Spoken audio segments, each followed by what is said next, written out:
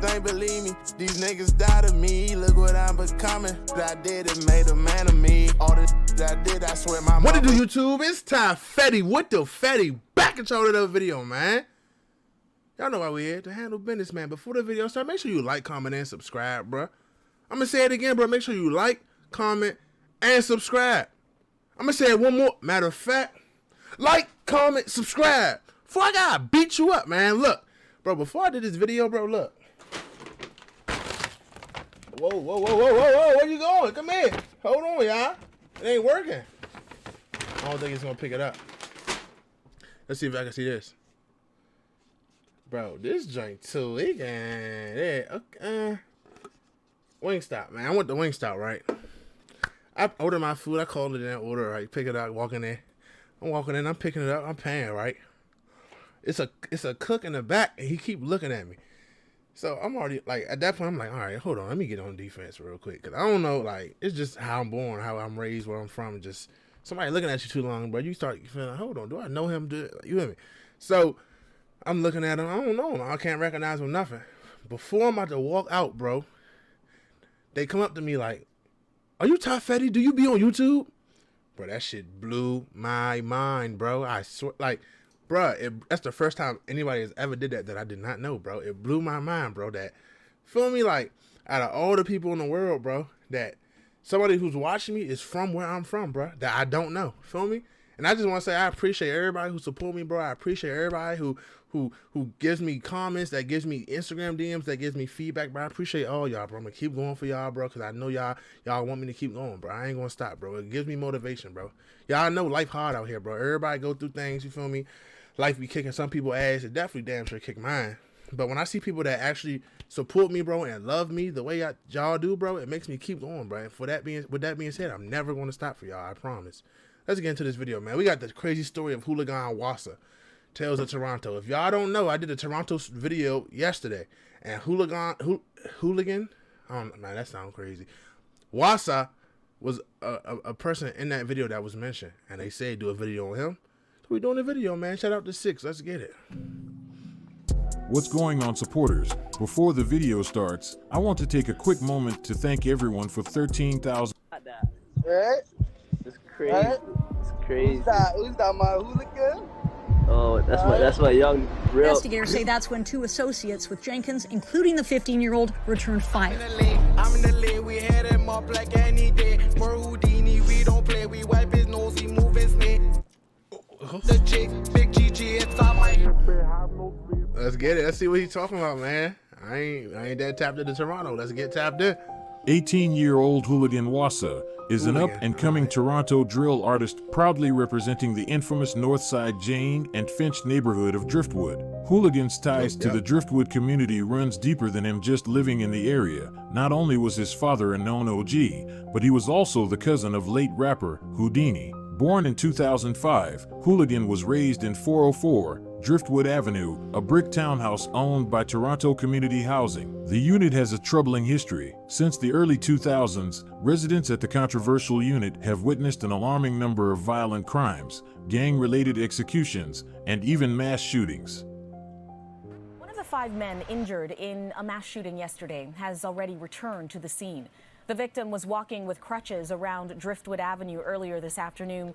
He was shot outside of his home near the Jane and Finch area just before 6 p.m. yesterday. Police allege a group of people walked up to a townhouse and began firing shots at people standing outside. We spoke with one of the victims this afternoon. What went through your mind when this all happened? I don't even know, man. Happened so fast, bro. Yeah, you know what? This is shocking for a lot of residents, but some other ones that I talked to say that they are not surprised. Them saying that there are shootings in this area. They have happened before, and they believe that they may happen again in the future. A lot of them didn't want to come on camera and talk to us for fear they too would become a target. One person who is not afraid to Growing up in an environment where violence unfortunately thrives, it would be no surprise when Houligan would turn to the fast life. By the age of 15, while kids his age were in high school learning about trigonometry, he was all the way up north in Saskatchewan, getting his hands dirty. That's what I don't get about Toronto or Canada as a whole. What is Saskatchewan? Like, in the U.S., we got states, bruh. In Canada, I think they got what's it called? Provinces. Is that it? Provinces. They be having like Toronto, Ontario. Then you got Montreal. Like, I don't get it. What's the like? If somebody can be from Toronto but not be from Ontario, right? Or they could be from Ontario but not Toronto. Like, I don't understand it. I don't get it. I never understood it. If you could break that down to me in the comments, please do that. I will gladly appreciate it. On Friday, the RCMP emergency response team conducted a search warrant at a home more than 20 kilometers north of Biggar. Mountie seized a kilogram of methamphetamine, 4,400 single doses of fentanyl, 500 Xanax pills, and 400 LSD tabs. Oh, they was going fade in that joint. Illicit and dangerous fentanyl off the street is very important and a win in our books. March 11th, 2020. At approximately 2 a.m., Saskatchewan police officers were shot at when they executed search warrants at an address where it was believed drug trafficking in cocaine, fentanyl, and methamphetamine was going on. No one was injured during the incident, but a 15-year-old Houligan Wassa and 3 adults were located inside.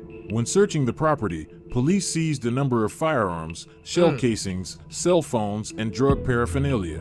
Houligan and the 3 adults were arrested and charged with various drug trafficking and firearms offenses, but just days after the arrest, Houligan managed to bail out and fly back to Toronto, where his troubles only intensified.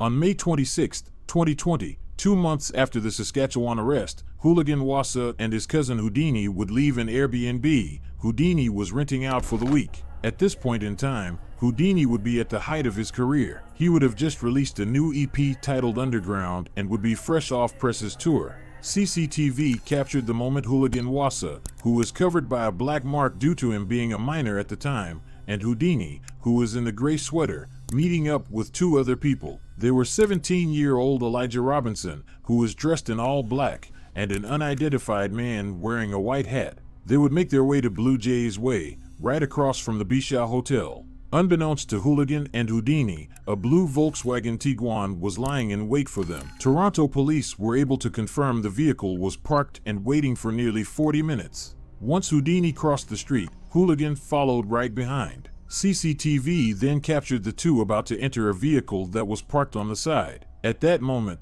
the Volkswagen pulls a hard U-turn, while a lone gunman hops out the passenger and begins to unload a flurry of shots at Houdini and Houligan. The unidentified man immediately ran off, while Elijah would proceed to pull out a handgun and return fire. Houdini and Houligan will run for cover, while in the middle of the chaos, a little boy was trapped in the corner of a hotel entrance. Fortunately, he wasn't hit. The Volkswagen then speeds down the street with the gunman following right behind. While running, the gunman fires more shots at the trio. This is when Houligan pulls out a handgun and returns fire. Unfortunately, the gun would jam, causing him to run for cover in an alleyway along with Houdini and Elijah. The gunman would miraculously make it back to his getaway vehicle unharmed.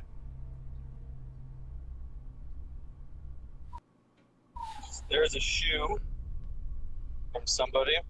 From above, the remnants of a deadly shooting police say was targeted, killing a 21-year-old man and leaving a 15-year-old boy and a 27-year-old woman with serious injuries. I saw her sitting down. At first I thought she was scared, but then she got shot on the side and it was like bleeding. Like, I don't know, it was a ricochet or like a direct shot. I can't tell. That woman believed to be a bystander, not a target.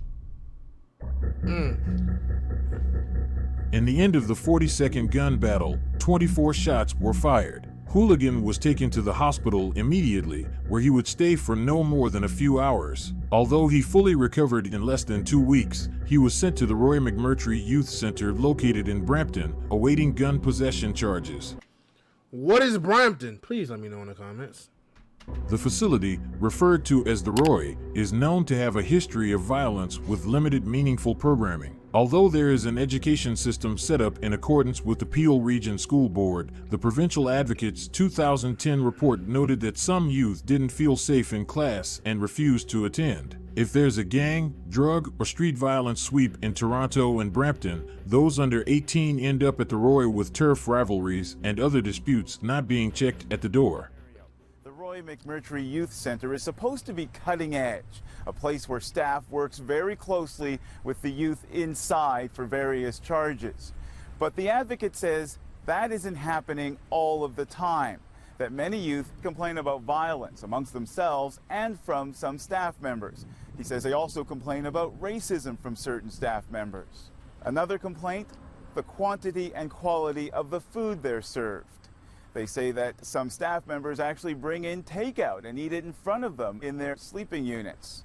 The advocate also raises a problem with rehabilitation, something this place is supposed to be about, making sure the youth never have to return. Bro, it's jail, he says bro. he's What been you dealing with the expect, same bro? kinds of complaints from young people since 2009, when the Roy McMurtry Youth Center first opened. Just stay out. It's that simple. Just get out A of there, worker bro. from another young offender institution, similar to the Roy, also added that any inmate who refuses to fight another youth are often beaten up by their own crew. So not only do these kids have to watch for the ops, but they gotta watch for their own peoples too. Houligan witnessed this firsthand. When speaking with him about his time at the facility, Houligan referred to it as quote-unquote light work. He got into fights here and there, saw notable rappers getting stomped out by their own mans, but overall, the Roy was nothing he couldn't handle. Houligan was tight-lipped throughout our brief conversation, but he made it known his crazy past hasn't fazed him in the slightest. By the spring of 2021, Houligan was released on bail and ready to tell his story. He hopped into the studio with the Driftwood duo, M-Sav and FM, and released his debut single 2 weeks before the 1-year anniversary of Houdini's death. The song broke 100,000 views not too long after its release, and for a debut track, that's pretty impressive. Judging by the comments, it's clear Houligan caught the scene's attention. He would go on to release a few more songs, including Stay With a Mop. The track featured Driftwood Crip, Richie Stacks, who was recently arrested in connection to one of the biggest fentanyl drug busts in Ontario. What is Ontario, bro? Like, y'all gotta get me hip to all this, bro. I don't even know. That's one thing I never understood about Canada. I don't get the names of the places. I don't understand. I know Toronto. I know Montreal. That's it. Like, I don't. Y'all gotta let me know in the comments, bro. Please, bro. Please. I'm begging y'all. Project Otter saw the Sioux Police search a home and a vehicle in the city's East End, resulting in the arrest of 5 people and the seizure of more than 700 grams of fentanyl, which according to police is equal to 70,000 doses of the drug. Sioux's police chief says some of the suspects were on bail for drug offenses at the time of their arrest. Unlike Richie, Houligan has managed to stay out of trouble since his release from the Roy, and he hopes to keep it that way. His story is one full of ups and downs, but as of now, he is just focused on making music. He just released a new song with plans on putting out either a tape or album later in the year. All of his links will be in the description. I'll catch you guys next week. Great video. Definitely learned about something about Toronto. Houligan seemed like, you know, one of them ones in the Toronto. I don't know. He a youngin', but it seemed like he's standing no business. You feel me? I guess, you feel me? I don't know much about Houdini, about the Toronto rap scene at all, like I said. So if there's any other videos y'all might want me to cover, drop them in the comments or DM me on Instagram. Link in the description, bro. I appreciate everybody who appreciate me, man. Make sure y'all stay smart, man. Make sure y'all stay dangerous. Like, comment, and subscribe. It's Ty Fetty with the Fetty. I'm going to catch y'all next time. I'm gone.